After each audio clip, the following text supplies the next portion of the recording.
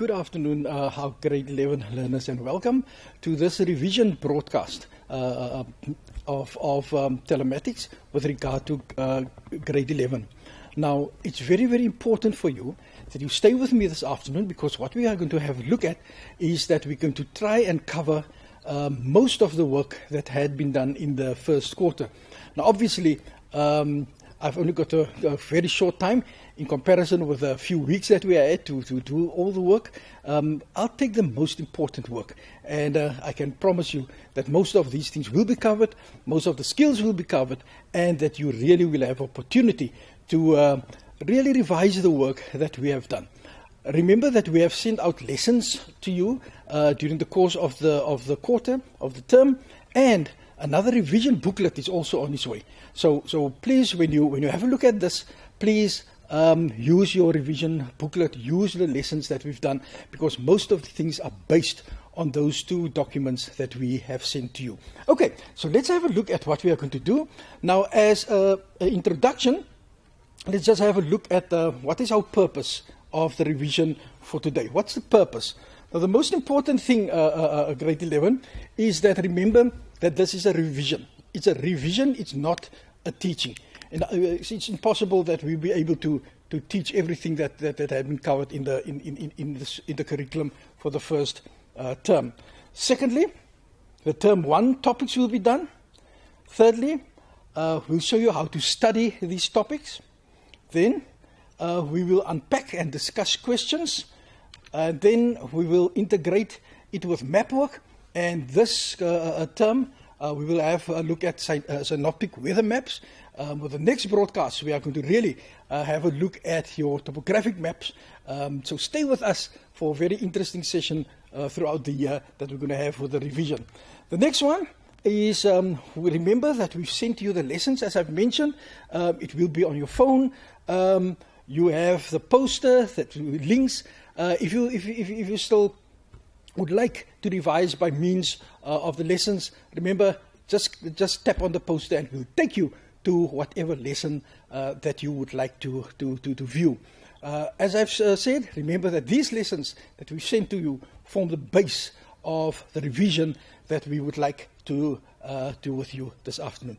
But before I start, there's one very, very important thing that I would like to share with you.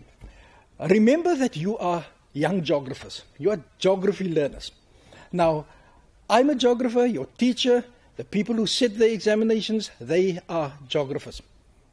Now, there's a way in which we think, the way in which geographers think. And it's very important that you must know that.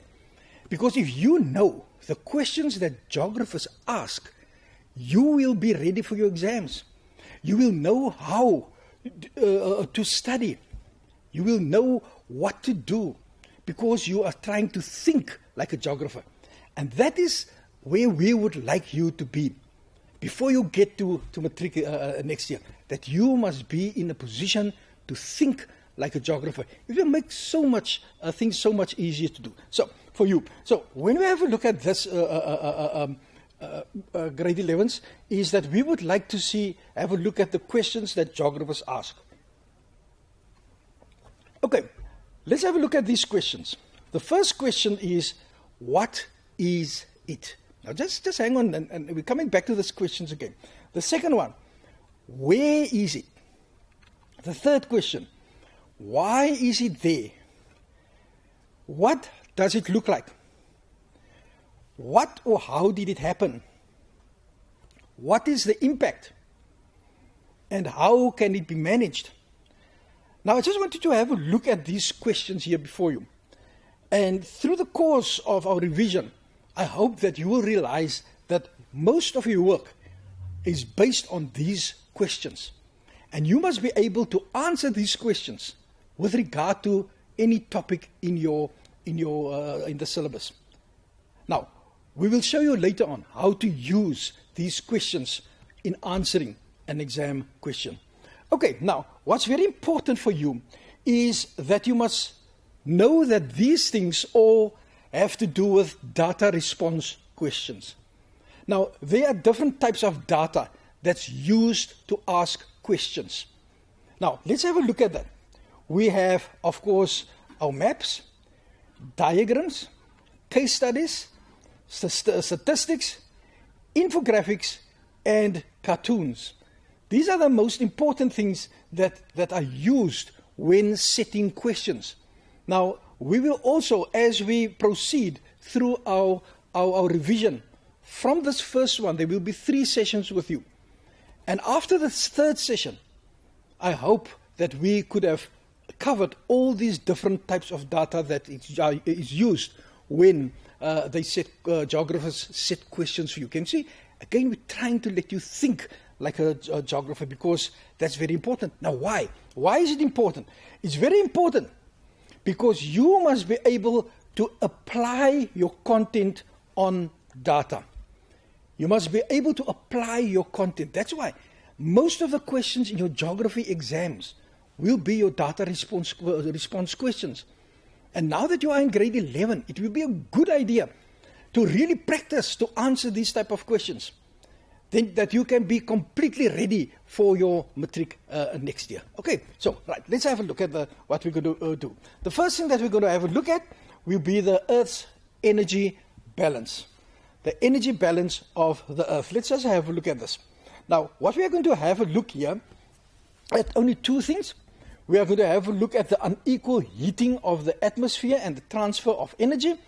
And then we're just going to have very quickly look at the significance of the Earth's axis and the revolution around the Earth.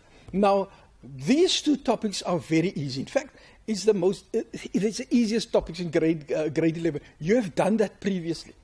You've done it in your GET phase at primary school, and you have also done all of these things last year in grade 10. So I'm going to refer you to that as well. Okay, so let's have a look at this. The first thing has to do with the unequal heating of the atmosphere and the transfer of energy. Now, remember grade 11 that your whole first term dealt with the atmosphere. The atmosphere, climate in the atmosphere. Now, the very most important thing that you must understand, to understand the climate, to understand atmosphere, is how the Earth is heated. And you've done that already in last year in grade 10. You've referred to that. Let's have a look at this.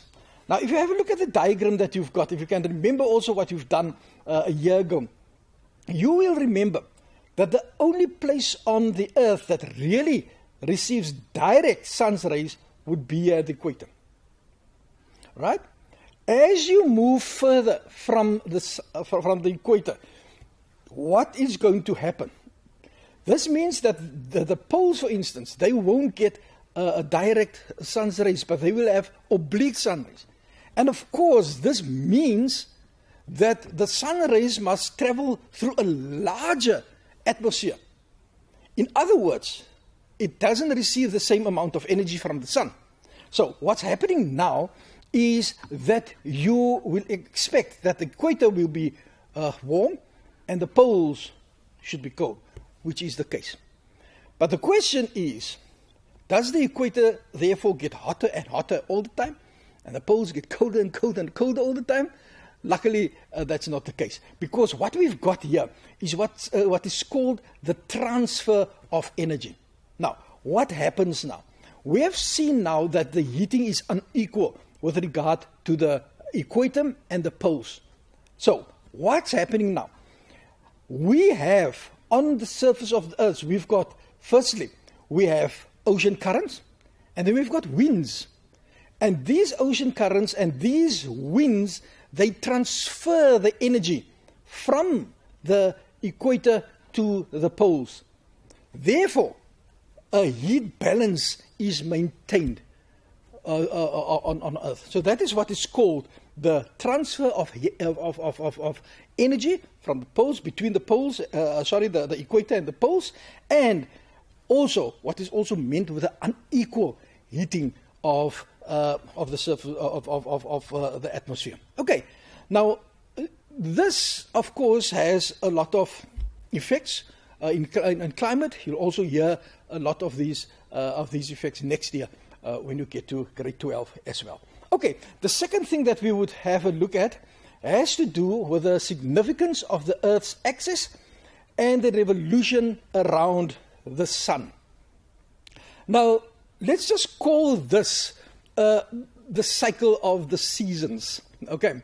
Now, you know that we are, in fact, here on the 21st of March, we actually was the day that autumn actually officially began, where the sun was shining directly on the equator. And when you have a look at this grade 11s, don't go and study this. Please don't go and study this. Try to work this out that you can understand, because it's easy, right? Now, without even referring you to the diagram, this you can work out on your own. If it is summer here by us, then it means that the sun is closer to us. Am I right? If it's winter here by us, then it means that the sun is further from us. And your seasons in between, which would be spring and autumn, then that means that the sun is halfway between its furthest point from us and its closest point from us. Now, that's very easy to understand, because all you need to do is to add the months. December, March, June, and September. Very easy. December, that would be for summer, and March, that would be for autumn, June for winter, and September, of course, that would be spring. So what's happening now here, as we speak, is, in fact, while I was driving here to Stellenbosch, it was raining. In other words, we are busy moving now from summer. We've moved past summer already, and we are now in the phase we are on our way towards winter. Okay, that is where we are at the moment. So let's just have a look at this diagram and see how easy it is to understand if you just bear all these things in mind. This is very, very easy. Okay, you're on the 21st of December. Very easy. It's summer here by us in the southern hemisphere, right? Why? Because the sun is on the Tropic of Capricorn, very close to us. And if it's summer by us, it's always the opposite in the northern hemisphere. Okay, so just you only need to work out hours. Remember, the summer it's just the opposite in the northern hemisphere. Quite easy. As you move on, we 21st of March, right? Then it's at the equator, direct above the equator. Autumn in the southern hemisphere, and of course spring in the northern hemisphere. We are on our way to June, and on the 21st of June, the sun will be direct on the tropic, above the Tropic of Cancer, meaning it has reached its furthest point from us. So this means it can't be hot. So that will be the winter for us and summer for the northern hemisphere. And then it will turn around and it's coming back to us again. Spring will be in September, and so it will carry on its journey, the cycle of the seasons. Grade 11, as I've mentioned to you, please don't go and study this. Okay? Look at this diagram. Try to work it out for yourself. Try to understand it, because it's easy, right? And if you, in doing so, you will put it in your brain and never actually forget that. Okay, right. Let's move over to our second content topic, which has to do with global air circulation. Global air circulation. Now, let's have a look at what we are going to do in global air circulation. Right. We're going to have a look at high and low pressures. We're going to have a look at the relationships between temperature, air pressure, and wind, world pressure belts, circulation patterns, geostrophic flow, foehn winds, and monsoon winds. This is what we are going to have a look at. Now, grade 11, what we're going to do now for the next 10-15 minutes, we form the base of climate for the rest of the year as well as next year in matric. If you don't understand this, then you're going to struggle with climate during this year and even more next year. So if there's one topic that you must try to understand, then it will be this topic, the global air circulation. Now, when you start off with this, there's few concepts that you must know. And that has to do with high pressure and low pressure. Now, that's very, very important. Now, if you look at high pressure and low pressure, you must know what is a high pressure and you must know what is a low pressure. Now, okay, let's have a look at these two concepts. In the high pressure, the air is sinking, it's anti-clockwise, and air moves away from a high pressure. Now, I would like to mention that this is only for the southern hemisphere in which we are. In the northern hemisphere, the opposite direction of spinning occurs. We've got here anti-clockwise. In the northern hemisphere, it will be clockwise. Now have a look at the low pressure. At the low pressure, the air will rise clockwise. And air always moves from a high pressure to a low pressure. That's very, very important. Grade 11, I cannot overemphasize this that I've done with you now. I cannot. Because you'll see now, for the rest of the afternoon, mostly we'll deal with high pressures and low pressures. And if you, for instance, look at the weather forecast on the television during the evenings, and you've got an understanding of higher and low pressures, you don't even need to listen to what the weather forecast says, because you will know what will happen or what is busy happening in our atmosphere.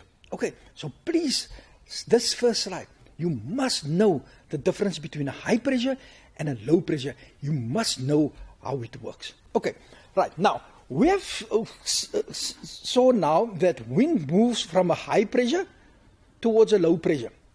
Now the question is, why? Why does that happen? Let's have a look at this. Because what you've got to understand now is the following. You must understand that there's a relationship between air temperature, air pressure, and wind. A very, very important relationship between air temperature, air pressure, and wind. Again, this is something you must understand. Because the application of this is much more important than only the knowledge of how these things work. You are definitely going to get these things to be applied on quite a few things during the course of this year. Now let's have a look at this. Now what is the relationship between air temperature, air pressure, and wind? Let us have a look. Now here we've got a diagram. Here we've got hot sand and we've got cool water. And let's see what happens. Now what's going to happen here is the following. At the hot sand, because it's warm, you know that warm air rises, right?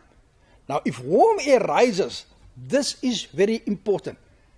Can you see here immediately, we have the low pressure, an application of the low pressure when it comes to this. Because we dealt with warm air that was rising. Let's see what happens then. What happens then is that the cold air sinks or descends. And if you can remember what I've mentioned a slide ago, you would know that because we've got to do with air sinking, descending in, we will have a high pressure there. And then you will also know that we have said that wind always moves from a high pressure to a low pressure. Grade 11, have a look at this diagram. This diagram is the basis of everything nearly in climate. So let's just have a look at this again. You must remember that when air is heated, it will rise. Then because we've got rising air, a low pressure. I must know what's low pressure, I must know what's high pressure. What happens to cold air?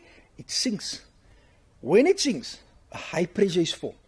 And always air will move from high pressure to a low pressure. Now, okay, let's just see, because this is so important, let's see if you can remember what's going on here. Just a quick question and see what's happening here. Firstly, we've got a man here, we've got a woman here, and the air movement is represented by the arrows there. The first question there, would a high pressure or low pressure be found at the man? Now, what would that answer be? Of course, look at that. A low pressure. Why? Look there, we've got rising air. Okay? The second question, high pressure or low pressure at the woman? That will be easy, right? High pressure. Why? We've got descending or sinking air that we've got there. And then, what is the movement of air from the woman towards the man called? Of course, moving air from high pressure to a low pressure is called wind. This grade 11, I've perhaps said this now nearly 5 times already. And I've also told you I can't overemphasize this. You've got to understand everything that I've done to you up to this point. Because as you will see now, that you will need all this stuff to really understand the rest of your climatology. To really be able to get good marks in climatology, you need to understand this. And you know what is even scary? Is that this forms the basis of grade 12. And I'm going to refer to grade 12 all the time with each revision that we get, and to show you what you need to know for next year. And we are going to look at high pressures, we're going to look at low pressures and the influence of it around South Africa.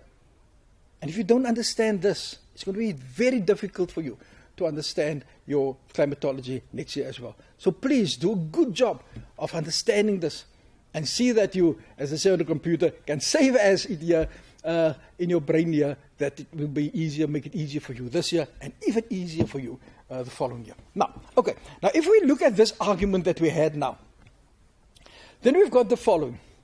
It will seem that because it's warm at the equator and cold at the poles, we've got exactly the same thing here. See what's happening there?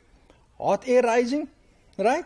So we get a low pressure here, right? Here we've got cold air that subsides here or sinking here, and you'll get your high pressure there. But does this really happen? You know, the Earth is huge. And there's only one movement of air on Earth. It's impossible. There are much more movements. There are much more things that play a role. For instance, the thing that plays a large role is something called Coriolis force. And I would like to illustrate Coriolis force to you quickly. You know that the Earth is not static, it moves, right? It moves from west to east around its own axis, right? When you had a look at the sun, the first few slides, the Earth doesn't only move around the sun, but it also rotates around its own axis. Now, here we've got Africa here with me now. So let us just see what I would like to show you. If we've got Africa here, and Africa was static, it was completely standing still, and there was an air movement here, then the air movement, for instance, would be in a straight line like that, okay? But that's not happening. What's happening is that we've got this rotation, so Africa is moving with the rest of the globe as well. So let's see what's going to happen now. If I try to draw a line now, why this movement of Africa, will I be able still to draw a straight line? Let's have a look. I'm going to try. I'm going to try and draw this line as straight as possible, but I'm going to move Africa with my other hand. Let's see what's going to happen now. This is going to happen. See what happened now. Right? And now a very important thing has happened here. The winds have deflected. Not in a straight line, but it has deflected to the left. The force that causes wind to deflect is called Coriolis force. And that's a very important force that I would like to explain to you now. Okay, so let's have a look at a Coriolis force here. Now, what's very important here is that here we've got 4 sets of winds here, which is quite easy. They are blowing here in a certain direction. The one from in the southern, the other one from the south, the other one from the north. But that's not important. What's important is that you must know that these winds do not blow in a straight line. They are deflected. Right. So let's have a look. Remember, when we're talking about the deflection of winds, we must look in the direction of the wind. In other words, I must say this wind is deflecting left, as we've showed here. This is left that it's deflecting here. Remember that if you look at it from the northern hemisphere, you must look from the top. So you can't say that the wind is deflecting in the right direction because you are looking from the other side. Then it's also deflecting to the left. So let's just have it's also deflecting in the opposite direction, which would be the right from the northern hemisphere.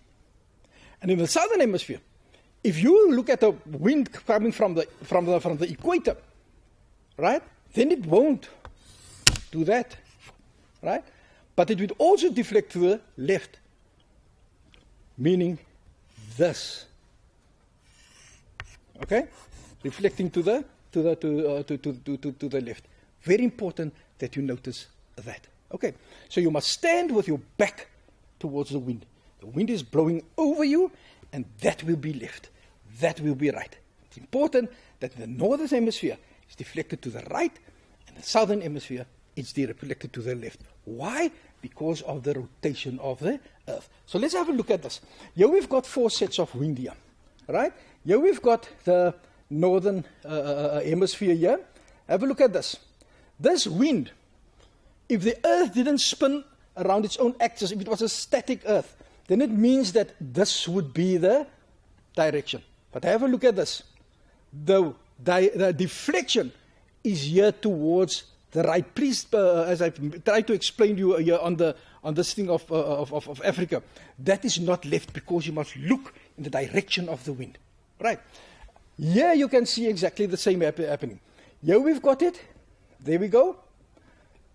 Because the Earth is spinning, going to the right. Okay? So that's very, very important that you must be able to notice that. Now, if you look at the southern hemisphere, then the following will occur.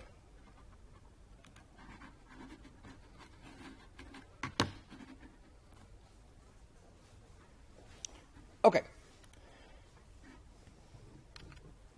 If you look at the southern hemisphere, then the following will occur. Right. Exactly the same. Please remember, it's exactly the same.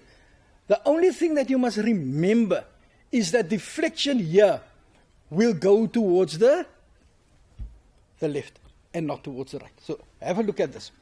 Here we've got, again, a wind blowing that way. Now, what's happening now? Because the Earth is spinning, it's being deflected towards the left. There you can see it happening. And here, the same.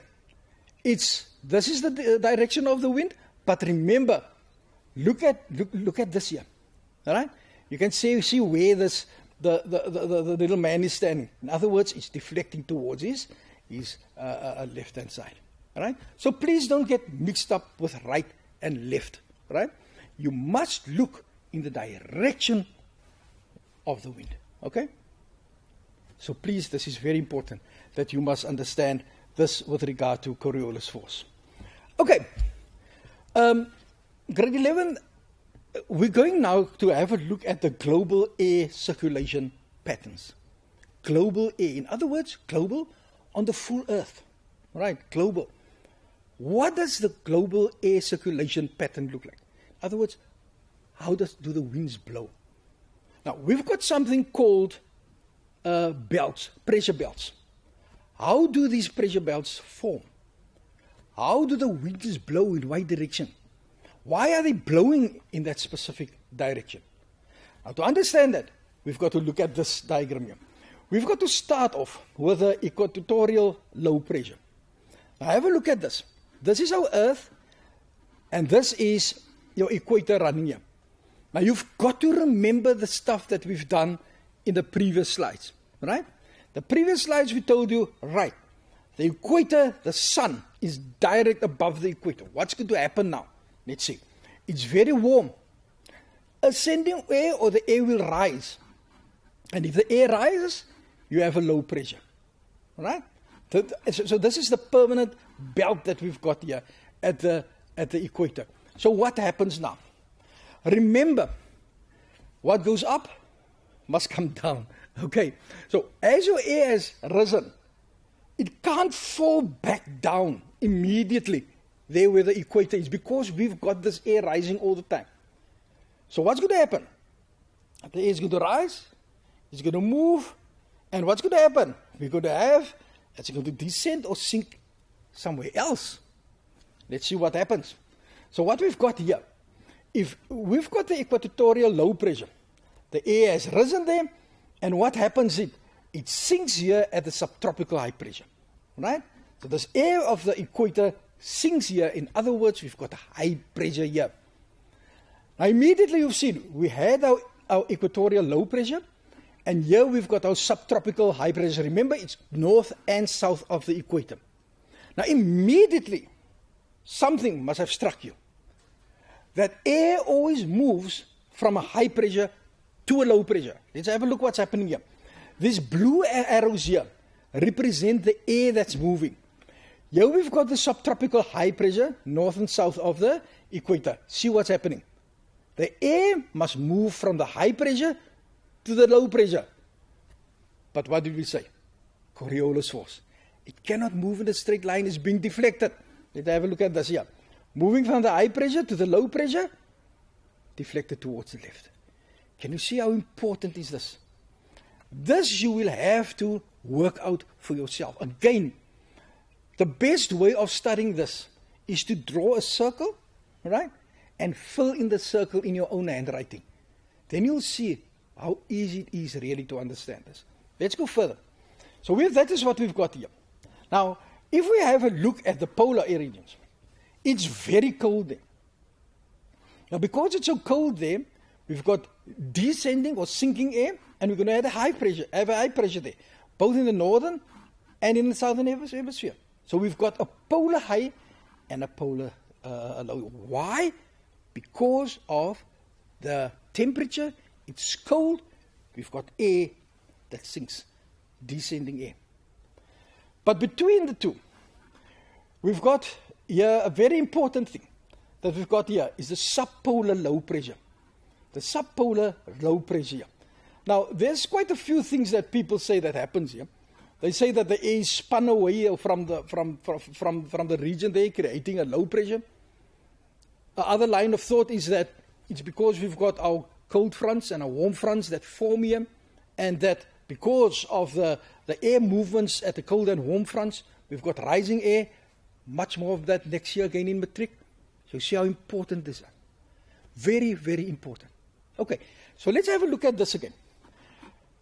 Here we've got the polar high pressure. Here we've got the polar high pressure. We've got the subpolar low pressure.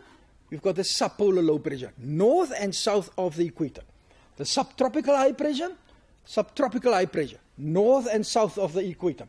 And here we've got the equatorial low pressure in the center.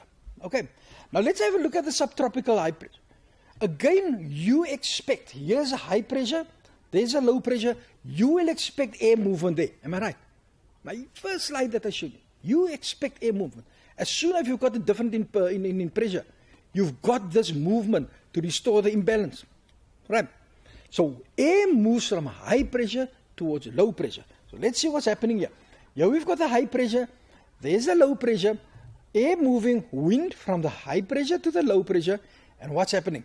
Not in a straight line, it's being deflected here to the right in the northern hemisphere, and that is why we've got our westerly winds that blow in that around that specific belt.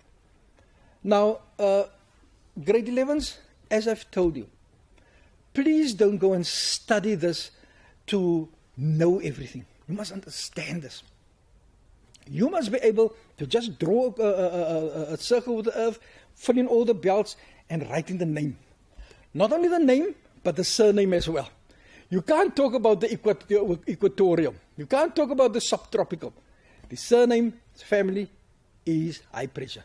Right? We've got high pressures and we've got low pressures. Right? So you've got to add the high pressure to the name of the whatever belt that you are working with. Right? Very, very important. So just to have a look at all these things. When you have a look at this grade 11s, what you must understand and what you must really take note of, you must know and understand where and why we get each of these belts. That's very important. Not only the name, you mustn't only say, that's easy, that's equatorial low pressure, easy. You must also be able to say, why? Why is it a low pressure and how has it been formed. Very important. Each of those belts, right? And then the winds, right? You must know the winds as well. Easy. If I know where the high pressures are, and I know where the low pressures are, all I need to do is draw an arrow from the high pressure to the low pressure, that will be the wind. But I must remember that in the northern hemisphere, they deflect to the right, and in the southern hemisphere, they deflect to the left. Very important. And you see this on the diagram. If you do this, you must fill that in on your diagram as well. So grade 11s, this is very, very, very important for you to understand. And again, I'm going to refer you to next year. Next year, you're going to have a look at your tropical. We're going to do hurricanes, tropical cyclones, and we're going to do the mid-latitude cyclones that you get in the westerlies belt. All right? And if you don't understand this diagram, now in grade 11, you're going to struggle with it in grade 12. So please, grade 11s, this diagram, see that you understand this diagram. Because this is the basis of how climate works on Earth. It's the basis of where all your winds are found. It's a basis of where even storms, like your hurricanes, your tropical cyclones, or even the mid-latitude cyclones, cold fronts, warm fronts, are found. You must understand and know all this stuff. Okay, now, when we have a look at this grade 11s, we've looked at this as it was a flat surface that it has occurred. That's not the case, right? Remember, the atmosphere is three-dimensional. So let's have a look at what it really looks like. Now, here we've got the equator, 30 degrees north, 60 degrees north, and 90 degrees north. So let's see what happens here, right? So what actually happens here is that here at the equator, can you see it's exactly the same thing that I'm explaining to you, but just this is in a three-dimensional way. Here we've got the hot air, there's the red, see it rises, right? See exactly what I've done with you. And what happens then is that the cooler air sinks. Where does it sink? Yeah, this would be my high pressure that I've got here. So what happens now? All right? The air flows back to the equator. Have a look at that. So this is a cell. It's a full cell that has been formed there, and that cell is called the Hadley cell. All right? Now, exactly the same with the rest. Let's see what happens. Here, we've got our westerly winds here. So what happens here? There the air is spun away. So, let's have a look. This is called the Ferrel cell. What's happening here? Here we've the high pressure again. Here we've got the low pressure again. We've got the westerly winds here. Exactly the same as I've explained to you on the previous one. All right? And if you have a look at this one, the polar cell, immediately must say, oh man, temperature, right? Remember two temperatures? The one in the equator, the one in the polar, the polar ones. Those two, very important, has to do with temperature in the manner in which those cells and all your belts have been formed. So let's have a look at what happens at the poles. So what we've got here is that cold air sinks. There you see the cold air sinking, right? And if you've got the cold air, then of course you're going to get a high pressure there, and you've got to get you'll have the polar winds blowing there from the polar regions like that. So if you have a look at this grade 11s, I think this is a fantastic way to explain to you how the real thing works in a three-dimensional way. Remember the first one that I showed you? Was a flat, as if the earth was flat and everything just happens there. But remember, we've also got the height of the atmosphere. And lots of these climatological things happen in the atmosphere, all of them, right? And this is the way in which your cells are being formed in a three-dimensional way. So let's have a look at this. That would be our polar cell, of course. Okay, let's see what you can remember with that. The cells, you must name the cells, right? The second thing that you must know, the subtropical high pressure or subpolar is found at 4. It can't be the polar. It's too close, right? So have a look at the third one. Southwesterly winds or northwesterly winds found here, right? Your southwesterly winds. It's just the application of everything that we've done on a three-dimensional model. Okay? So in your exams, grade 11s, you can either get the first one that I've shown, the flat one that shows all the winds and all those stuff, right? Or you can get this one where they show you where they add the three-dimensional aspect. Then you must know as well as how each of your cells have been formed. Because if you know that, you will know where all the high pressures are, where all the low pressures are. All you need to add are the names of the high and the low pressures, and immediately you will know how each of them have been formed and where they are found. Okay, very, very important that you must know all the stuff. Okay, so grade 11s, let's have a look at a possible exam question. Now, a possible exam question is that they could give you something like this. Now, I'm not going to give you the question, right? Because the teacher can ask anything. I've put on a lot of letters here. It won't be even all the letters here and there. They will have a choice of which letter to use. They can, for instance, ask you, name the belts at A, B, or C, and C. Okay? Straightforward. Right? They can ask you that you must explain how each of these belts were formed. Right? A, B, C, A, B, and C. Right? These are the winds. They can ask you to identify the wind at E, at F, at G, or wherever. You must identify it. They can ask you, what direction is the wind blowing. They can ask you, why is the wind blowing in that specific direction. They can get here by J, K, and L and say, okay, identify the cells J, K, and L. They can ask you to explain how L, for instance, is formed. Now, as I've said, grade 11, is that this summarizes actually everything that I've said so far. This shows you how questions can be asked in the exams. Right? And it will be your teacher or the examiner that will decide which one of these many letters that I've put on here they will use to actually ask you exactly the same questions that I've asked you. The only difference is they will use other words, but it will be exactly the same questions that we've asked here this afternoon. Now, this is very important, right? So this is a diagram, right? Now, your diagram is one of the data things that you must know how to use in the exams, right? And that is why, seeing that we've used the diagram there, I'm going to show you now, how do you deal with diagrams? Diagrams and maps, you deal with them in exactly the same way, okay? Now, during the course of next quarter and the quarter and the third quarter as well, we are also going to come back to how to deal with diagrams and maps. But it will be on other content, where I'll show you again how to use a map. Here we've got the diagrams. How do you deal with it? If you get a question in exams, right, study this diagram. The questions have been based on what diagram ever. I mean any diagram.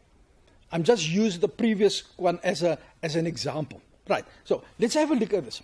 The first thing is that you must get a mental image of the diagram and the map. Now, you know what you guys do, and I know this happens. When you get an exam question, you have a look, and they say, right, study the whatever, and now you're going to answer the question. So what do? You read question 1, and you look for the answer in the diagram. Does that sound familiar? I know it happens. We know it happens. You read question 2, and then you go see, where can I? Please, grade 11s, learn to use diagrams and maps the correct way. You must first study the diagram. You must get a mental image of the diagram. You must know what is on the diagram. What is the diagram all about? And when you've done that, it will be easy for you to interpret the questions. So let's have a look at what do you do. The first thing is, you've got to read the title of the diagram. Every diagram will have the title, and immediately it will tell you what section of the work is covered in the diagram. The second thing that you must do is, if there's a text with a diagram, you must read that as well. That's very important. The second thing is the labels, right? If you can remember the diagram that I've explained your belts on, That was only labels. All of that. Okay? So if you get the diagram, you must read all the labels. This, grade 11, is before you even attempt the question. And that's very important that you must do that. Right? So the next one, look at the key. Now on this diagram that we had now, there wasn't a key. But I can promise you, next quarter and the third quarter, we're going to deal with maps and diagrams that have keys. And then I'm going to show this exactly the same thing to you again and show you how do you use the keys. And then identify the information you need. Now that deals with the answer of the question, grade 11s. If they ask you a question, there's a diagram, and they ask you, say for instance, explain how the belt at B was formed, right? Then you must know that there's B, that's the information that I need, that is what's happening there, that's the information in my content that I need to answer the question. If you don't do that, you won't be able to answer the question. Honestly. Okay, so the key questions when it comes to dealing with diagrams and maps is what is it, where is it, and why is it there? Those are your key questions. If you can remember the questions that I've started off that geographers ask. Now, if you have a look at this, how to deal with diagrams and maps, this will be the way in which we present your revision in all three terms. When it comes to a certain question, when it comes to a certain section, we won't only, in fact, for me, the answer is not important. To me is, how did you get to the correct answer? Because if you can give me the answer of this one, it doesn't mean you can do the following one. But if you can explain to me, how did you got to that answer, I know that I can give you whatever data you'll be able to get to the answer. And that is very important, that thing that we're going to do with you. Yeah. Okay, now, grade 11, there are two forces that's very important for the next section.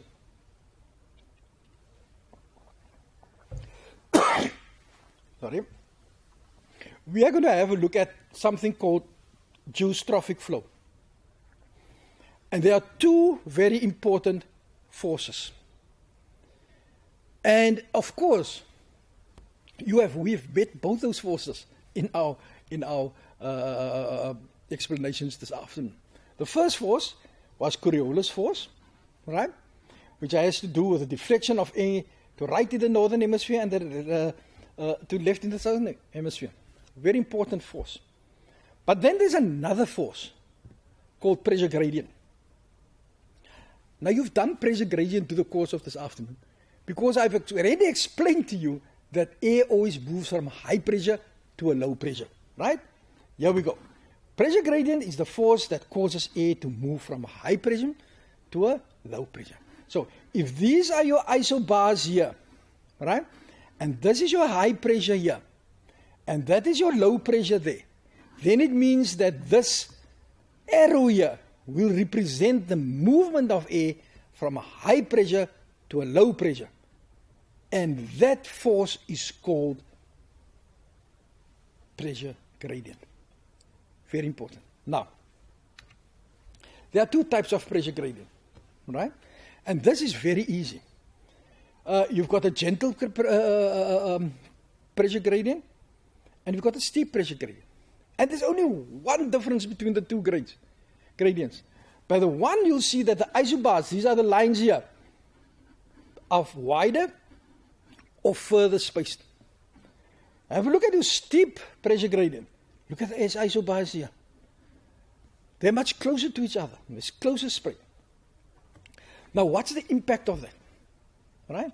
Now, if you have a look at this, when you've got isobars that are wider spaced, you will have lighter winds.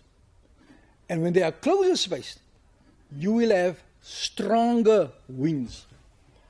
Now, more of that later on, when we come into synoptic weather maps. When we really deal with isobars, then I'll come back to this and show you the different pressure gradients there. But for now, we want to have a look at what is called geostrophic flow. Now this here is a geostrophic wind or flow from air in the southern hemisphere. Now just have a look at this. Now this is very easy to understand, grade 11s, because we actually have done this, right? What's happening now is that I'm going to show you what happens if both forces have an impact on the direction of wind flow. In other words, your pressure gradient as well as your Coriolis force. What happens? Let's have a look at this. Now here we've got a high pressure. Here you see it's 1024 hectopascal, and it's getting lower and lower and lower right to 1000 here. All right? So that's your low pressure, and that is your high pressure that you've got there. Very important.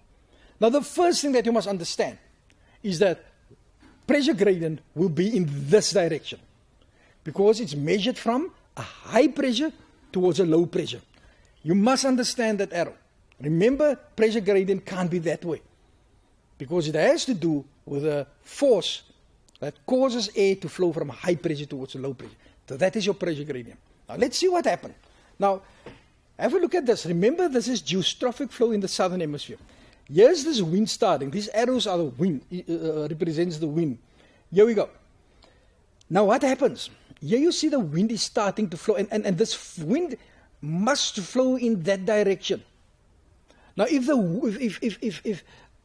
Earth was completely static, the wind would flow completely in that direction alone.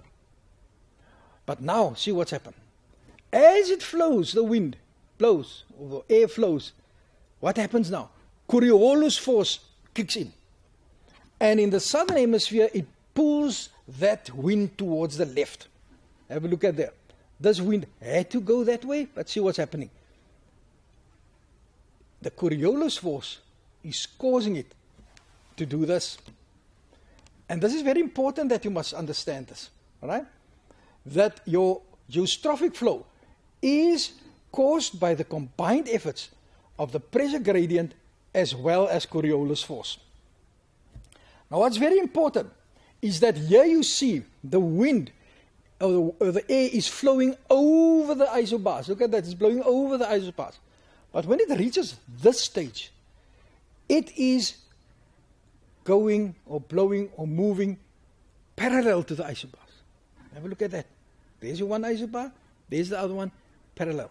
Now the question is, as soon as that winds get positioned at X here, as soon as they reach X, why can't further deflection take place? Why can't this wind do that? It can't deflect further than X. You know why? Because if it deflects further, then it means that this wind is blowing from a low pressure to a high pressure, which is impossible. Okay? So that is what's called your geostrophic flow, grade 11s. So what must I remember? When I get to geostrophic flow, I must remember it's a combination of two forces that affects the wind. Right? It will be the pressure gradient and it will be the Coriolis effect. What happens? Pressure gradient flowing from a high pressure to a low pressure. Right? What happens then? Then Coriolis effect kicks in and the wind starts to deflect to the left in the southern hemisphere until it's not moving over the isobars anymore, but parallel to the isobars. And when it reaches a point somewhere where it can't deflect anymore, why can't it deflect further? Because if it deflects any further, it will be moving from a low pressure to high pressure, which is not possible. Okay? So see that you've got a good understanding of geostrophic flow, and that is very, very important for you. Okay, I'm moving over to something called a phone wind. All right? Very quickly, you must just understand this. Now, what is a phone wind? A phone wind is actually a very warm and dry wind. All right? It originates here on the windward side. It blows over the mountain And on the other side, on the leeward side, it descends and the air is warmer on this side than on that side. 20 degrees, 28 degrees. Right? Now, how is that possible? How is it possible that if you've got a mountain here and the wind goes over the mountain, right, then it will be warmer on that side than on this side? Something had to happen. Let's see. Now, what happened is the following. Now, what I've got here is I've just put in the meters here, the heights from 100 to just 700 that I've got here. So what we've got here is that as the wind moves, then here condensation takes place. And when condensation takes place, heat is released. Latent heat is released when condensation takes place. It's very important that you must know that. So immediately, what's happening now is that as it moves over the mountain, see where's the cloud base there, is much higher than on this side. All right? So this is where condensation takes place till there. On this side, nothing. So in other words, have a look at this, 16, 15, 14, and after condensation has taken place, right, on the same heights, look there, 14, 15 on the other side at 400 meters, 14, 16, 15, 17, 16, 80 degrees Celsius, right? So that's very important that you must know, that when condensation takes place, heat has been released, it becomes warm and goes over the mountain. And as it goes warm, the lower you go, the warmer it will become. And it heats up as it goes down. And then it reaches there at the bottom as a much warmer wind. We will also do something like this in grade 12 as well, when we are going to look at the South African berg winds. This is the basis of that. Okay? So see that you understand what is going on when it comes to your phone winds. An interesting wind is a monsoon wind. I'm going to show you what actually happens in India when it comes to monsoon winds. Monsoon actually means season. It's a seasonal wind. Okay, so this means you've got a different wind in the summer than in the winter. So let's have a look what happens. All right, now again, matrix grade 11s. I'm thinking ahead of you for you already for next year. Again, grade 11s, to understand this, you must understand how high and low pressures work. You must understand how high and low pressures work. So let's have a look at this. Now, what happens during the summer? During the summer, the land is warm. Let's have a look at that. Now, if the land is warm, we're going to have rising air. And if you have rising air, you're going to have a low pressure. You see how all these things kick back, right? Coming back to you all the time. The sea is cold. What's going to happen? We're going to have descending air, sinking air, high pressure. And what does the golden rule say? Wind always blows from the high pressure to the low pressure. In other words, that will be the wind direction. Right? So, if we look in the winter, what happens in the winter? Then the land is going to be cold, right? Because you've also learned in grade 10 that the land cools off much quicker than the sea. So, what happens now? Because the land is cold, what's going to happen? High pressure. You're going to have now sinking air, descending air over the land. The sea will be warm. Low pressure. What happens? Golden rule. Here we go. Wind always blows from the high pressure to the low pressure. Now, there's a very important thing that I didn't want to mention because I wanted to show you in comparison with the two. Let's have a look at this. Here we see, this is called the moist southwest monsoon. This is called the dry northeast monsoon. And a very popular question in the exam is why? Why have we got, during the summer, we've got these huge monsoon rains, and in the winter, it's completely dry? Why? Let's have a look at this. Understand that you must have a look at air masses. Now, here we see that the air is moving over the sea. Coming back to that later again, right? going over the sea. Otherwise, it can pick up moisture. And that is why it's going to rain here. That's why it's called the wet season. Have a look at this. Yeah, during the winter, the wind is blowing over the land. There's no water where it can pick up moisture. So in other words, that would be the dry season. Okay. Grade 11s, can you see how you can work out things for yourself? If you understood how high and low pressures work, or if you understand how it works, right, then this is nothing. Because it's merely an application of how high pressures and low pressures work. That makes your work much easier to understand. So please, Matrix, please, I'm asking you, see that you know how high pressures and low pressures work. Very important for you. Okay, we're going to have a look at Africa's weather and climate. And we are only going to have a look at three things there. We're going to have a look at the role of oceans in climate control in Africa.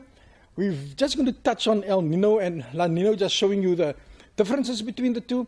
And then, very important, we will have to get to synoptic weather maps, right? That is the most important thing. You started off with synoptic weather maps in grade 10 last. I'm going to have just a quick revision of grade 10 work and show you how you can apply your grade 11 work in synoptic weather maps. And please, people, it goes right through to next year as well. So synoptic weather maps, very, very important. Remember, when it comes to map skills, I told you in the beginning, the map skills that we're going to have a look at in this, because you've only done the atmosphere so far, will be your synoptic weather maps.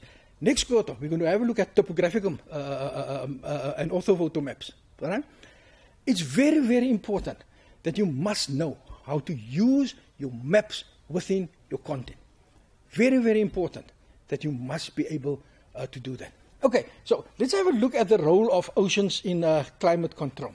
Now, what's very important is that if you look at Africa, specific South Africa, you must know you have different types of climate when you have a warm current and a cold current. Here we've got the warm Mozambique current, right, to the east, and to the west we've got the cold Benguela current. Now this impacts hugely on the temperature and the rainfall in South Africa, right? And what we're doing now is that although we do the whole of Africa, it's more important that you must know, but how does it impact on my country, on South Africa? So let's have a look what happens. Here where we've got the warm Mozambique, we expect the following to happen.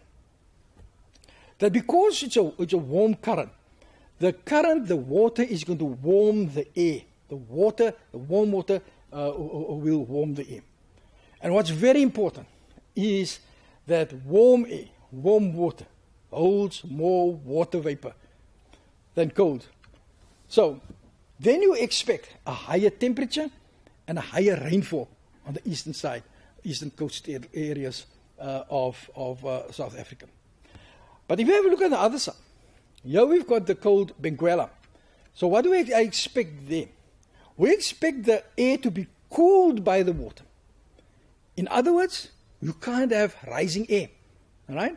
So you're going to have less water vapor, and of course, the main thing is lower temperature and the rainfall. Right? So that is why we've got the NAMAP, for instance, there in Africa. Right? The cold Benguela, the cold current that makes rainfall nearly impossible. So this is the role of oceans in climate control. Please, you must know. When it comes to ocean, you must know. It has to do with the currents. Right? Water, warm water, cold water, and the impact it has on the climate in the immediate vicinity of the coastal regions. Okay. Right, so these are the role of oceans in climate control. Now, when you have a look at El Nino and La Nina, these two diagrams we've put in your revision booklet as well, just to show you, to compare the two with each other. And it's actually quite easy. All you need to know is the air movement, right, and the impact of it. Now, let's have a look at this. Now, if you have a look at this, then you'll see that during El Nino, warmer air is pushed back towards the west of America. Then we've got the warmer air being pushed there. Right? El Nino means little boy or Christ child in Spanish because it's in December. Right? Now, actually, the South American fishermen, they first noticed the warm water in the Pacific Oceans as early as the 1600s. If you've got warm water, then you don't have. I mean, then the fish decrease. I mean, they need the plankton that you find in the cold water. So they were the first people who saw it. And the interesting thing that happened here is, just to give you some trivia here, is that the El Nino initially was called the painter. Interesting word, because what happened was the ships would go out, right, and it would come back, and the whole ship would have a completely green thing of the plankton and dead stuff that was that accumulated on that, gave a different color to the boat. That was called the painter. But it's now called the El Nino because of the December story.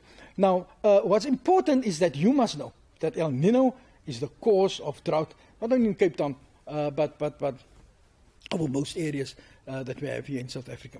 Now, you have the La Nina one. Now, that means little girl. Actually, it's just the opposite of El Nino. Then you will see that the winds across the Pacific Ocean push the warm water away.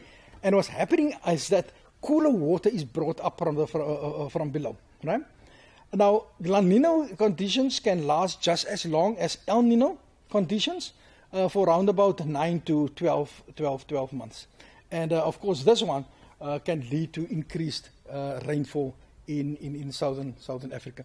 So if you look at this grade 11s, look at the arrows and read here and look at the arrows and follow it and try to understand what will happen with the air movement. And please don't only read, study the movement of the air, but look at the diagrams that you can understand how this air movement also occurs.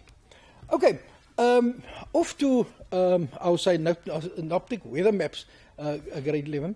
Now, remember that the synoptic weather map, that's the tool of climatology. That's the map. That's the thing that tells you, listen here, this is what you can expect in the weather tomorrow. This is what the conditions are now. And you must be able to, for instance, forecast and say, okay, this could happen tomorrow or whatever. But to understand your synoptic weather maps, grade 11, is you must understand a weather station model. Now, you've done weather station models last year in grade 10. So I'm just going to briefly just show you what a weather station model is all about. So let's have a look at this. This is what this should look very familiar to you. And your whole synoptic weather map, hundreds of these weather stations, you find on your weather map. Now, to understand this, you must have a look at this. Every weather station is represented by a circle in which the cloud cover appears. All right? And around this circle, you get your information. Your information would be air temperature, precipitation, dew point temperature. I've mentioned cloud cover, wind direction, and wind speed. All these things you will find around or on this station model.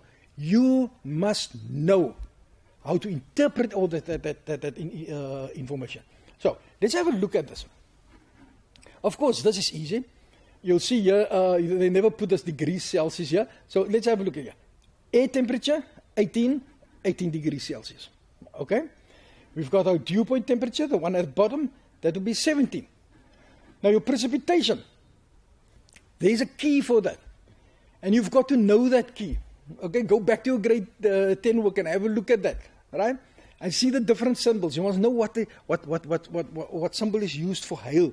What one is used for thunderstorms, right? So what you've got here, of course, would be the rain, all right? And then cloud cover, as I've said, in the middle of the circle, we've got that 8/8 or overcast. Again, very easy when you have a look at that. When it's 1/8, only little dot in. When it's a quarter of the circle will be colored in, half of the, and so forth. It's quite easy. So just have a look at that. Right, your wind direction. This wind direction here is northeast. Can you see that's north, south, east? Can you see it's pointing in the northeast? Right? Remember, in the wind direction is from which the wind is blowing, not in which the wind is blowing. Very important thing that you must remember. Okay, so this would be your northeasterly wind. Then your wind speed, right? We've got this. When you've got the long ones there, it will be 10 knots. And the short one, that will be 5 knots. In other words, that's 10, that's 20, 25. Okay, now a popular question in the exams, grade 11 would be, they will give you a station model. I'll come back to that again, and you must just interpret and say, blah, blah, blah, what's the wind speed, and so forth. Okay, so that would be your weather station models. As I've said, this is the basis on which how your synoptic weather map works. You can't interpret synoptic weather maps if you don't know this. So let's have a look at this. This is what your synoptic weather map now looks like. Now let's see what do we find on synoptic weather. Here we've got our isobars, right? The lines that join the areas of equal air pressure, that's your isobars. Low pressure, remember when you see an L, it's a low pressure. If you see a high, it's a high pressure. We've got our low pressures here, right? You must know that when you get a high pressure, right, the air descending and it's anti-clockwise, you must know when it's low pressure, air rises, it's clockwise. Here we've got another high pressure, right? Here we've got a cold front. And I've just drawn a circle around here. They can say, right, here's PE. You must say, what type of weather do we experience at Port Elizabeth? Southern Indian, the high pressure here. What's very important, you must know the isobar interval. In other words, let's have the difference between the highest and the lowest. Here we've got 1012, here we've got 1016. In other words, it's 4 hectopascals. All isobars are spaced 4 hectopascal apart. Then your tropical cyclone that we've got here, right? And then again, we've got our clockwise movement around the low pressure that you can see here. Now, if you look at those things, grade 11s, these are things that you must know now, right? For grade 12. Lots of these things are going to be done in detail next year again with you. For instance, the tropical cyclone. For instance, the cold fronts that you see here. The coastal lows. But now as basis, you must be able to identify each one of them, and you must be able to say, how do they occur? Very important, right? That you must be able to do all these things on your synoptic weather map. Now, if you have a look at your synoptic weather map, again what I've done is I've just taken an example, synoptic weather maps and put on there a few letters of questions that could be asked. Now, let's have a look at this. They could, for instance, say, is A a high pressure or a low pressure? Now, how do you work that out? Huh? Is it a high pressure or a low pressure? Let's have a look. Have you seen this isobar, the value? 1016? Oh, so what's happening here? 1020. In other words, it's becoming higher. So this must be a high pressure. Right? Let's look at this one, just to show this one. This is a low pressure. There you see an L. Right? Look at that. 1012, 1008. Can you see the air pressure is decreasing? So this would be a low pressure, and that would be a high pressure. Okay? That's the first thing that they can ask you. They can ask you, okay, have a look at BB and CC and say what type of pressure gradient have we got there. Now have a look at that. The one, it's further from, the isobars are further spaced, and by the other one, look at that one, it's much closer spaced. So I'm going to expect a stronger wind here, all right?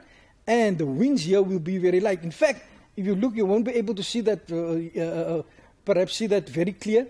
But this is also in your guide that we've sent to you, your revision guide booklet. There you can see, look at that wind there, much stronger. I think at 1, 2, that's about 25 knots.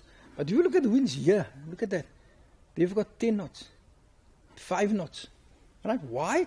Because the lines, the isobars, are further apart. So that's B and C.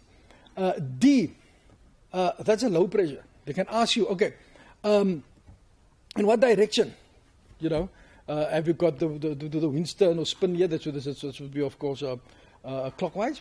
Right? That's D. E, they can ask you what's the name of this high pressure that you've got here. F, what kind of front is that? Cold front, warm front. This one will be a cold front. If you remember, you must be able to identify a cold front and a warm front. As I've said, that next year we'll really go into the detail of what cold and warm fronts are really. Then here at G, they can, for instance, ask you, right? In fact, I've enlarged the weather station here, the station model, and then they can say, okay, there's a weather. What is the cloud cover? What is the wind direction? What's the wind speed? All those type of questions. If they ask you such a question, they must say, wow, full marks, all right? Because it's quite easy. But you must know your key, okay? You must know your key. You must know what represents hail. You must know what represents rains and so forth. See that you know that. It's easy, okay? You've done that last year also. See that you know all the stuff. So this is very important when it comes to synoptic weather maps. I would like to have a look at droughts and desertification. Droughts and desertification. Now this is very, very, very important because it's one of the big issues in the world today, desertification. So let's have a look at this. If I should set a grade 11 question paper, I'll definitely throw in a question of especially desertification and see, because it's something that we've got to combat, something that we've got to manage. So let's have a look at this. So what we are going to have a look at here would be, what are droughts? What is desertification? Causes of droughts, causes of desertification. How does desertification happen? The effects of droughts and desertification, and how can it be managed? Now, if you look at those things there that I've got there, grade 11, that should sound familiar to you. With the first question one of the first slides that I've showed you, questions that geographers ask. And I'm going to refer back to this during the course of this topic, just to show you how this comes back to you. Okay, let's have a look at this. We're going to have a look, as I've said, at droughts and desertification. The first thing is that you must know. You must know what is a drought, and you must know what is desertification. Now, this is very easy.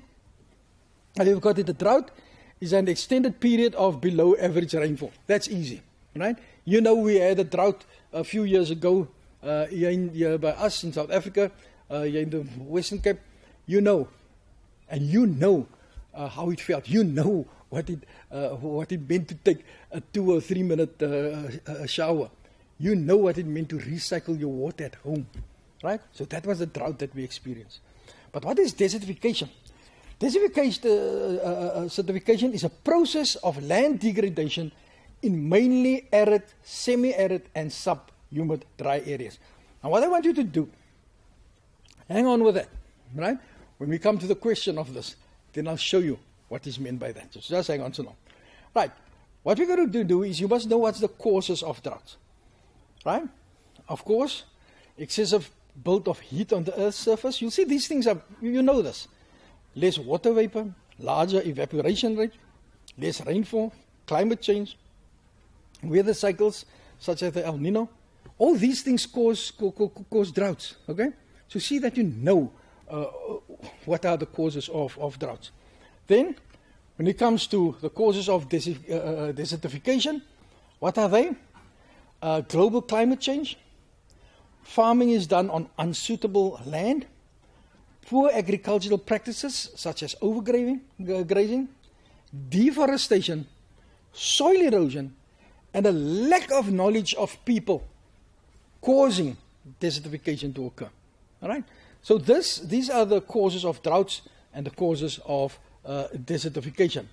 But now, let's have a look at desertification. Right? Remember that it's a process. Now, have a look at this. Firstly, the area looked like this. Lush area with plant life. And then what happened was that it was subject to desertification. So see what happened. Remember, we're not talking about deserts here. We're talking about desertification, a process. So see what happens now. All right? Now in comes the human. Remember, desertification is caused by humans. Farming, overgrazing, burning of wood, chopping down of trees. Right? So this is the second thing that happens. So what happens now? I want you to compare. See what it looked like the natural environment before desertification took place, and then when the humans came in. So what happened now? That's the same piece of land, right? Due to the overuse of land for farming, grazing, and burning of wood, dry grasses died, and they were replaced by shrubs. Like, look at that. This is the same area, and then look at that. Less plant cover caused by rain to evaporate quickly. The wind carried the fertile topsoil away, and all that we were left with was a barren wasteland. Now you tell me, but that's fine, but has it happened? Do you know that the Sahara is actually growing as I'm speaking to you? Luckily, there are lots of management strategies in place to prevent it from growing faster or even trying to stop the process of desertification. So let's have a look at this. Now, if you have a look at droughts and desertification, the most important thing that you must know is, what are the effects of droughts and desertification? All right? Fewer crops. It means less food. Unemployment, especially in the farming areas. Rural depopulation. You've done that in grade 10. When people move from the rural areas to the urban areas. Soil erosion. You know, if there are no plants, if there are no natural vegetation on soil, the wind comes, blows the soil away. Fires. Why? The vegetation is dry, easy. Fires. And important, fewer crops, right? Less exports. Now, if we have a look at this, how can it be managed? Firstly, we must have policies that promote sustainable resource use. Very important. But secondly, research must be done to predict droughts, water restrictions, recycling of water, and construct dams.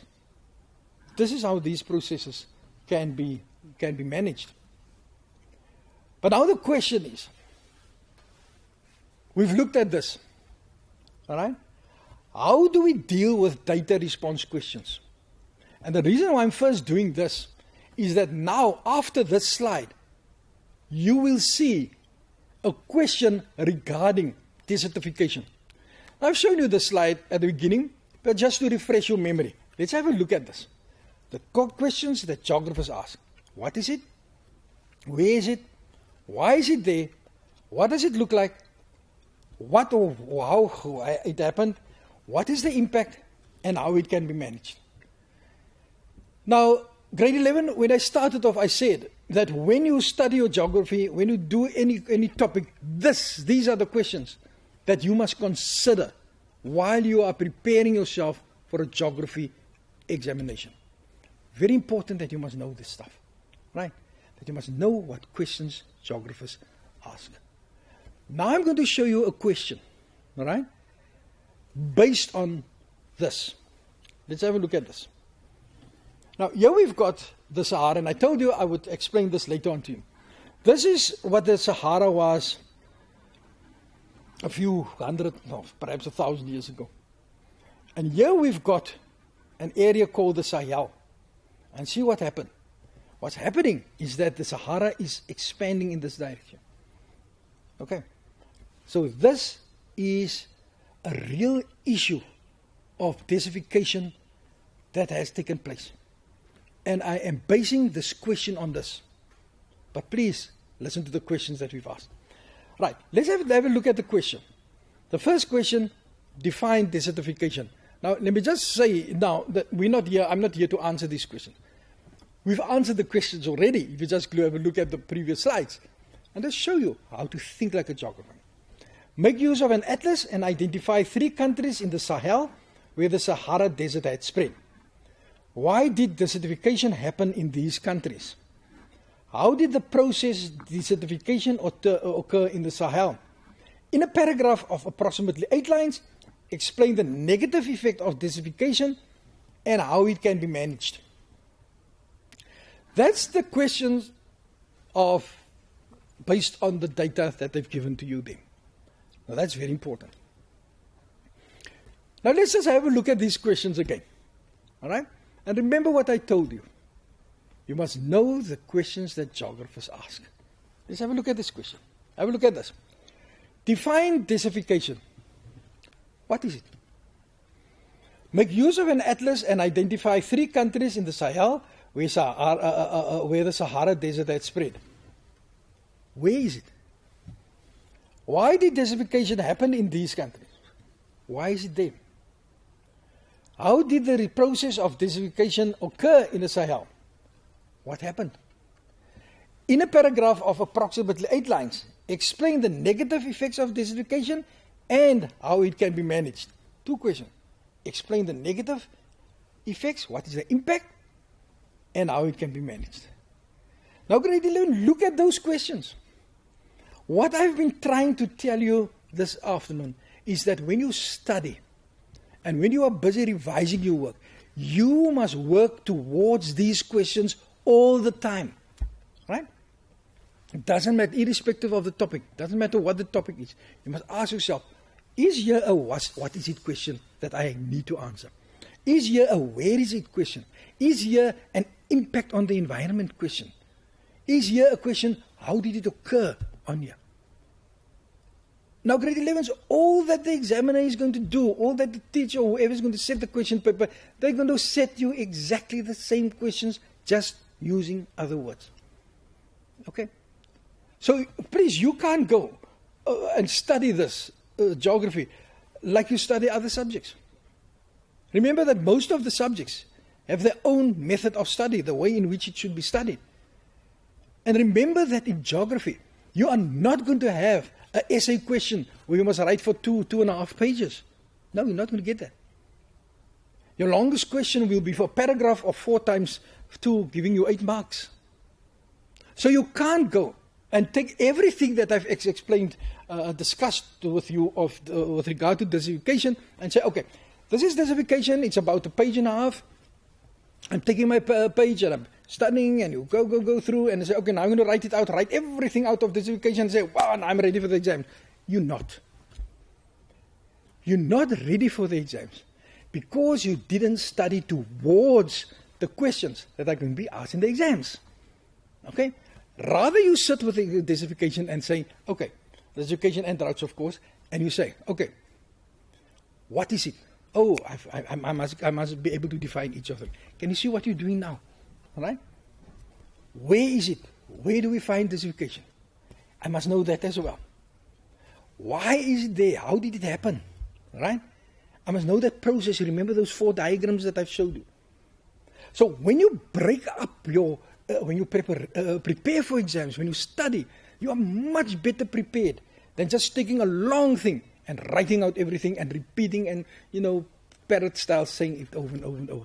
That's no way it's going to work like that for you in geography. Okay? So this is very important. See that you can get into a good study method now already. That in future, in grade 11 and even next year, that you are thinking like a geographer and you are studying towards the question paper. You are not spotting. Please don't get me wrong. You are not spotting. You are studying towards the question paper. Big difference between them. But if you have a look at this question, the last one.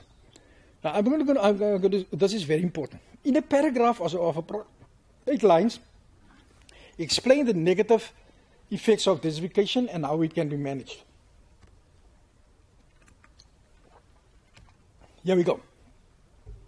Now, grade 11, the feedback that we get from the grade 12 exams tells us that paragraph questions are the most poorly answered questions in the exams. And I know that it will be the case in grade 10 and 11 as well. So we would like to show you what is important in in answering paragraph type questions. Let's have a look at it. How do we deal with paragraph type questions? Right? First thing, critical thinking and analysis is required. Second, length. Limit your answer to the prescribed 8 lines. Next one. Sentences. Answer in full sentences and to the point. Now, I would like just to say something about that. You know what's heartbreaking in the exams is that when you ask a question, doesn't matter what paragraph type question it is, and you don't respond in full sentences. But the heartbreaking part of the story is, you'll write down 4 keywords, and it will be the correct 4 keywords. Now you get 0 out of 8 in there because you didn't write a paragraph. Meaning that you knew the work, but you didn't make full sentences. Now, last year, there was an indication that paragraph writing is improving. And we hope that with you, it will be the case as well. So please, full sentences. Then, how many parts are there in the paragraph? Sometimes there are 2 parts, sometimes there are 1 part. And you must refer to 2 parts, to both of them, when 2 parts are required in the exams. Otherwise, you only get 50% of the marks maximum. Right? Underline the main topic, underline the action word, and underline the focus area of the question. Use the source. You know, sometimes it's asked from a case study. Sometimes there's a diagram. Sometimes, like in this one case, there's a map. Perhaps there could be certain things that you could use in your paragraph. Free marks because it's written on the diagram. That's very important. So bear these things in mind when you write your paragraph type question. But now the most important thing is unpacking a paragraph type question. You know, we know that many learners don't do well in the paragraph type question, not because they don't know the answer, not because they don't know the work, but because they do not have the ability to unpack a question and to know what to write about. So let's have a look at this. Here's a question that I've just typed here in a few colors that you'll see it will make sense to you now. In a paragraph of approximately 8 lines, explain the negative effects of desertification and how it can be managed. That is the exact question that occurred in the question that I've dealt with you previously. Now, we're going to unpack this question now. And remember I said in the previous slide, when you have a look at it, underline. You must read it with a pencil. Underline the main thing. Underline the keywords. Underline the action word of the question. So I'm using color just to show it better to you. The first thing that we've got here is in a paragraph. First word, in a paragraph. In other words, full sentences of approximately 8 lines. The length. Stick to the length. Right? You know, we get paragraphs sometimes of 3/4 of a page. Right? And mostly the answers are not correct. So please stick to the length. Then, explain. They don't say mention. They don't say give. Right? They say explain. So if you've got to explain, you must have a detailed explanation must follow. Part 1, the negative. It says explain the negative, or the negative what? Effects. In other words, the consequences what happens. Of desertification. That's the content topic. That is what the main thing has to do. You must explain the negative effects of desertification. But then there's another word written there. And. So now we see there are 2 parts in the question. And what is the and? The management strategies. That is the part 2 of the answer. Right? Now I've unpacked that question with you. Now you exactly know what must be done. Now if you did that, you could have done that with a pencil. I just used color just to show you what I meant with everything that I've been saying here. But the most important thing that you must have seen is that there are two parts. You can't only write about the negative consequences. You must also write about how it can be managed. So that's very important. If you don't use both of them, they will never get full marks in it. And you know, lots of learners, when they read a paragraph, they don't read the full question. They just say, in a paragraph, explain the navigable, yes. And they stop at it, and then they go. Take your time. You must read your paragraph type question. Very important that you must be able to do that. Now, I would like to end off with just a few exam tips. What you should have done, whether it's exams or whether it's a class test or control test that you must write. Just a few tips. And I'll repeat this in each one of our revision things just to make you aware of it. Right, so let's have a look at your tips. Firstly, plan. You must have a study timetable. You must know what you're going to study today, tomorrow, or for the whole week. All right? You know that your control tests will be on you, or perhaps it's started already. And if you haven't got a timetable, how are you really going to study effectively? So plan. Secondly, organize. All right? If you study, don't study at a table where everything is just lying around. Organize your work. If you're going to do geography, put only your geography things there. All right? Don't let your mind get distracted. Then, this is very important. Picture it. You know, grade 10s, geography is a very visual subject. You must be able to think in images. You must be able to think in pictures. If you want to know if they ask you what is desertification, you mustn't only write down the words. You must see, there's the Sahara, there is expand, now that's desertification. Write it down in your own words. Picture your concepts. Picture your topics. Create images for yourself in your brain that you can remember the stuff. So picture it. Then practice and revise. No exam can be written successfully without practice and without revision. And then lastly, refresh. Now what do I mean by refresh? Please, you can't come and tell me, you know what, I've studied 3 hours last night. 3 hours on it. I won't believe you. You know why? Okay, perhaps you've done it, but that was not effectively. Your brain can't take 3 hours of study. All right? You can't. You've got to study for what's going to happen. If you must study over 3 hours, you start, you're going to be fresh. And you're tired. When it comes here by the second and a half hour, you're completely exhausted. So what must you do? You must study, go down for 45 minutes, break. Go drink something, eat something, walk around or whatever. Next hour, study for 45 minutes, break again. Study for 45 minutes, break again. In other words, you are refreshing yourself all the time, right? Your brain needs some air. Your brain needs some refreshing.